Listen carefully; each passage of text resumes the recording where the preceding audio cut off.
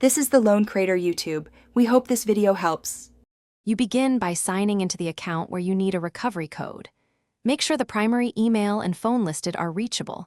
You will prove ownership. Once signed in, navigate directly to Settings, then Security or Privacy so you don't waste time. Have your Authenticator app or SMS access ready because many sites require a second factor to reveal recovery codes. Once those are confirmed, you're set to request or generate the actual recovery code without interruption. You now move into the core steps. Locate the recovery codes or backup codes entry in security. Expect to re-enter your password and complete a second factor challenge. This prevents unauthorized access. After verification, select Generate or Show Codes. Sites usually display multiple single-use codes. Make sure to download the file, print a copy, or copy the codes to a secure note. Once done, confirm storage method immediately so you don't need to repeat verification later.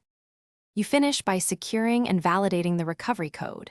Save one physical copy in a safe place and store another in an encrypted password manager so you can access it quickly. Test a single code by logging out and using it to sign back in. Many codes are one-time use, so generate replacements afterward. If something goes wrong, like no access to email or phone, use the service's account recovery form and prepare proof of identity, because support channels are the fallback when codes aren't accessible. Thanks for watching. Consider subscribing if we helped you.